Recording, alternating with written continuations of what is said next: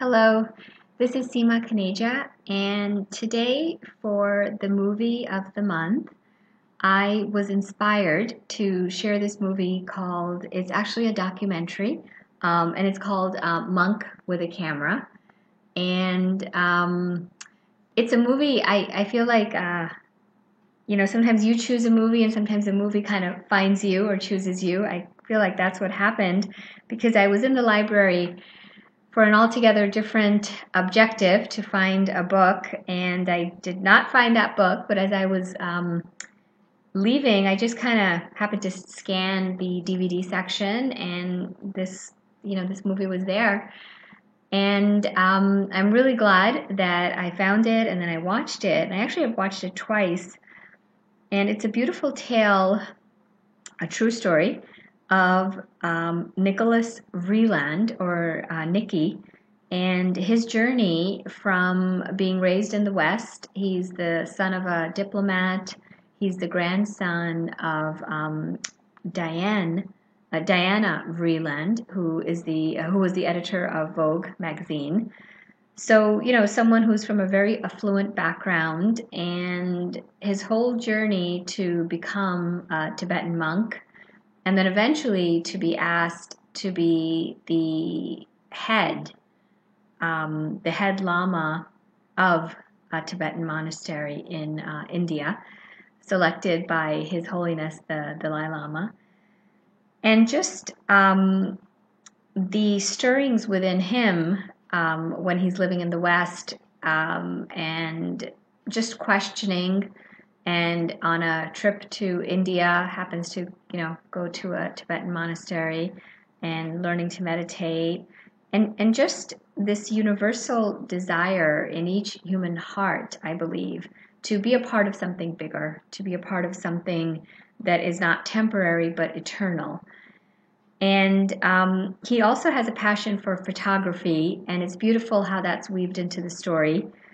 And if you think of a photographer, they are seeing things in a different way and are able to, in the ordinary, the really talented photographers, to find something extraordinary. And yet it's being very much in the moment, but that the moment they capture, it sort of becomes eternal. So I think this is a beautiful story that shows how all of the tools of the world, from photography, to a love of travel, as well as even they talk about how he has this, Nicky has this, as a young man, has this real desire for very finely tailored suits, and he's very elegant and always has a handkerchief in his suit, and the whole thing. And then he goes to this journey where he's wearing these flowing robes, yet it requires that same amount of attention to detail. So that everything in the mind can be used for a purpose towards healing when there is this awakening to know who one truly is, and to take the steps. Now, his steps was, pretty dramatic, going into this Tibetan monastery, and they show how, coming from this place of affluence, he stays in this just very, very small room for, that's where he lives for a good 12, 13 years of his life. But it's not so much that all of us, may ever feel motivated to do that, but it's more that we are all seekers, and we are all seeking for that connection to something that is not temporary, that place of peace, of joy, of happiness. And in Coaching for Inner Peace, we're really trying to give you tools that speak to that journey, whether it be through a written exercise, or a song, or a meditation, or a parable, a story, where perhaps you might see something of your own life reflected here, or perhaps it might inspire you to question, and to really seek for that experience of something deeper, and to really look at what is standing in the way, and to be willing to not let that be an obstacle. Now, once again, it need not look like you're, shaving your head and traveling across the world and joining a monastery, but sometimes there may be things that you're holding on to that are not necessary. And that in his journey, just the simplicity of life that he finds and the practice and this quality of devotion that starts for the meditation practice and then to his teacher and then to the fellow monks and then just leads him to this desire when they're in the situation where they need to expand the monastery because more and more monks are coming, are escaping from Tibet into India, that the funds aren't there. And it leads him to this real deep searching as to how he can be helpful.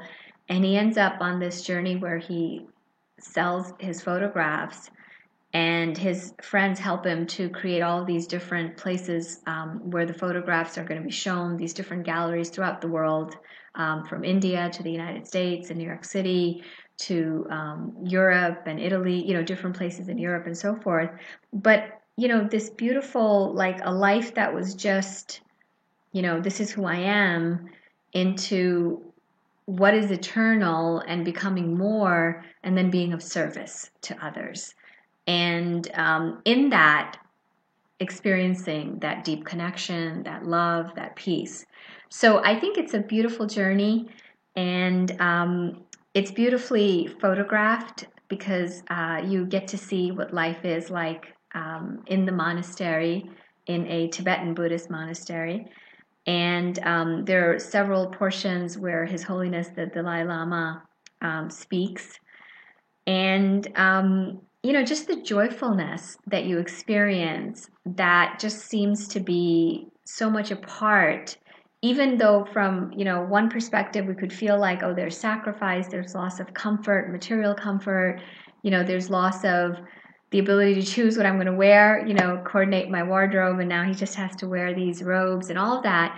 Yet you realize that the eternal, is not a function of those things. And the eternal is found in that present moment, training the mind to the present moment, finding the extraordinary in the ordinary, and just in that simplicity of life.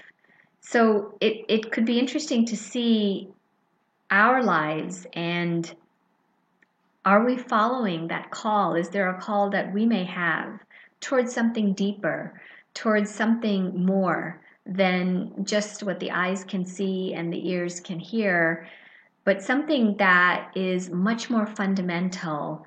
And also, it's like he says, how are we spending our time? So we're here in this space-time reality, living a certain number of years and all of that. And even if we're talking about health and well-being, for what purpose? What is the purpose?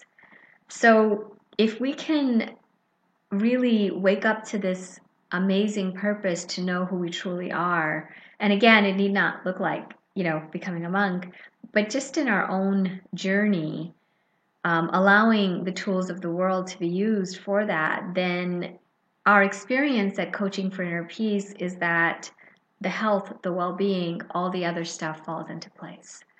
So I encourage you to consider this movie, Monk with a Camera, The Life and Journey of Nicholas Vreeland. And it really, the other beautiful part that I just want to say is just the visual of the photography, the way that the director was able to capture it. It's truly a work of art. So take a look and drop us a line. We'd love to hear from you, and enjoy. Namaste. Thank you.